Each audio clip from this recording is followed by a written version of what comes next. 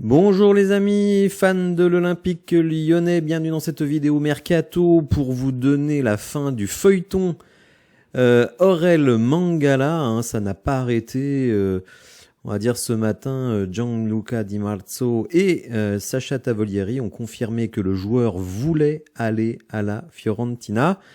Il y a eu des tractations toute la journée entre le joueur, ses agents et John Textor. Évidemment, la Fiorentina et Everton, donc il y a beaucoup de monde impliqué. Pendant longtemps, on a pensé finalement que le joueur irait là-bas, à la Fiorentina, mais, et cette fois c'est définitif, Gianluca Di Marzio lui-même, puisque il était en contradiction avec Fabrizio Romano, qui lui disait non, Mangala est en route vers Liverpool pour passer sa visite médicale et il va être prêté à Everton. Et donc, Gianluca Di Marzio nous précise, vous voyez, 17h40, donc il y a à peu près un quart d'heure, rien à faire pour la Fiorentina, Everton sera bel et bien dans le futur de Mangala, malgré la volonté du joueur de s'installer à Florence. Et quand même, ça démarre mal pour Mangala à Everton.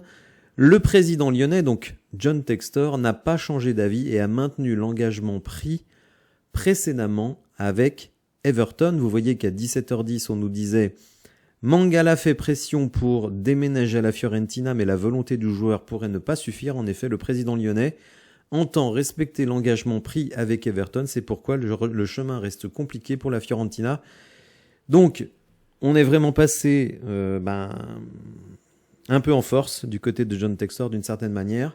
Alors, il faut savoir pourquoi Mangala voulait aller à la Fiorentina, tout simplement parce qu'on lui proposait des conditions salariales supérieures à Everton. C'est pas plus compliqué que ça. Vous le savez, John Textor va peut-être racheter Everton et donc pour des raisons, on va dire, de respect de la parole donnée, il a insisté pour que le joueur aille à Everton. Mais moi, si j'étais à Everton, franchement, je serais pas très content de récupérer un joueur qui finalement, au dernier moment, a voulu partir ailleurs. Alors, je ne sais pas ce que vous en pensez, les amis. Mais moi, si j'apprends qu'un joueur arrive à Lyon alors qu'en fait, il y a une heure, il était avec ses agents pour dire non, je veux aller dans un autre club, honnêtement. Alors bon, parfois ça arrive peut-être, et on n'est pas au courant, mais disons que là, c'est médiatisé, donc effectivement, je ne sais pas. Par contre, ce que je dois dire, et ça c'est une vérité, c'est que du côté d'Everton et des fans d'Everton, ils sont contents de récupérer Mangala. Nous, on est content de nous en débarrasser, mais eux, finalement, sont contents de l'accepter. C'est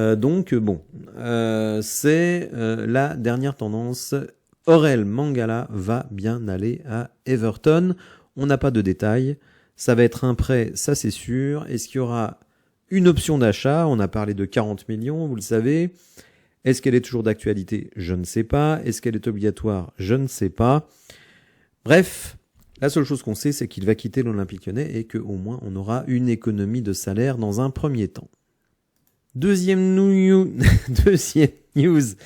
qui vient de tomber, et vous ne l'entendrez nulle part ailleurs, y compris sur YouTube. Botafogo négocie avec Lyon le prêt d'Adrielson. Adrielson qui n'a pas joué une minute en championnat, qui a été finalement peu utilisé en match de préparation, en a ras la casquette. Et donc, évidemment, intra-groupe Eagle, il va peut-être repartir à Botafogo. Il retrouvera sans doute Jeffinho. Et on va regarder, il n'y a pas grand-chose dans l'article, parce que vraiment, c'est une dernière news, donc on aura peut-être davantage de détails dans les heures à venir. Je ne sais pas quand finit le mercato au Brésil. Je vais essayer de trouver l'info et je vous tiendrai au courant.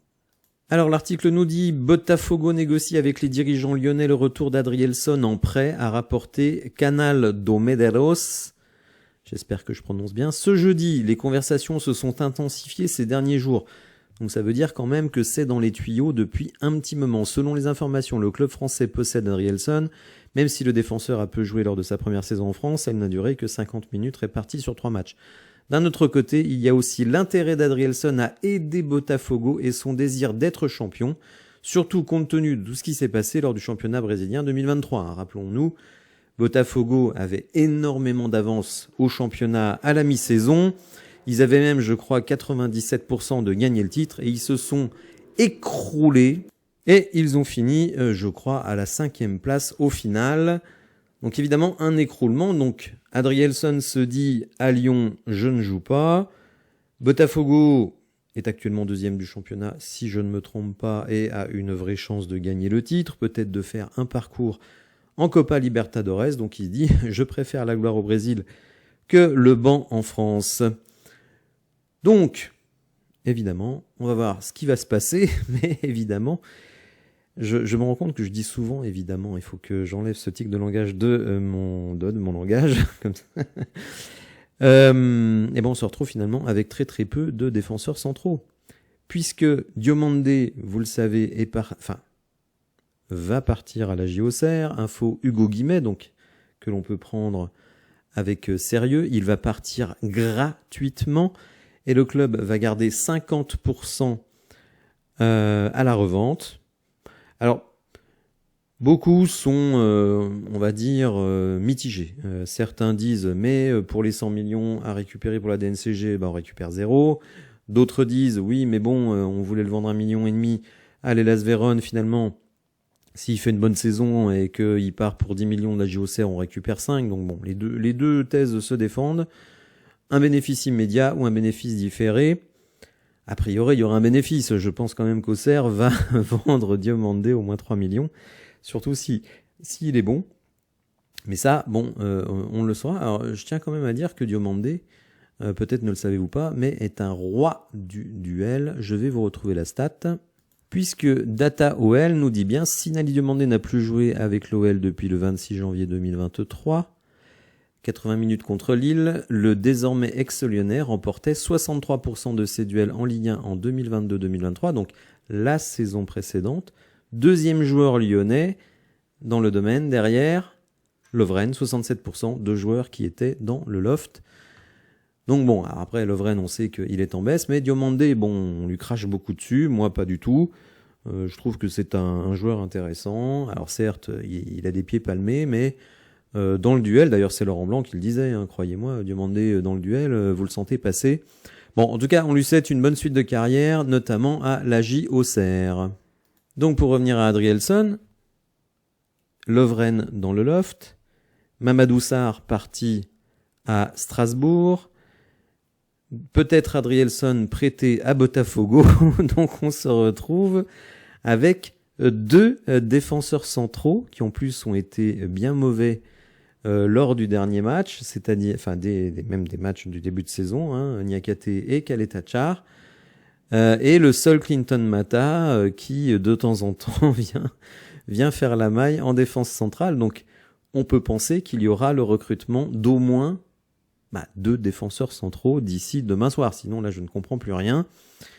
En tout cas, n'hésitez pas à me dire ce que vous pensez dans les commentaires. Est-ce que vous trouvez que prêter Adrielson à Botafogo, c'est une bonne solution?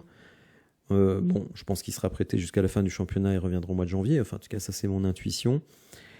Ou est-ce que vous trouvez que c'est complètement débile de faire ça, sachant que, pour le coup, il aurait eu du temps de jeu, vu la pénurie dans ce poste. Restez évidemment à l'écoute, les amis, puisque il va peut-être encore se passer beaucoup de choses d'ici la fin de la journée. En tout cas, voilà les 3 grosses infos.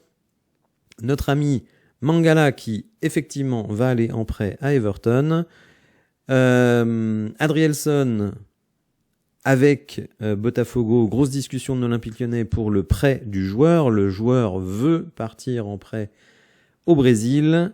Botafogo, évidemment, serait content puisque pas d'indemnité de transfert et sans doute une prise importante de salaire par l'Olympique Lyonnais. Nous, je vois pas l'intérêt, mais bon. Et donc Diomandé qui va sans doute partir en prêt à la JOCR. Voilà les amis, j'espère que vous appréciez la vidéo. Si c'est le cas, n'hésitez pas à la liker, à vous abonner, à activer les notifications. Et je vous dis à dans très peu de temps pour de nouvelles infos. Merci, au revoir.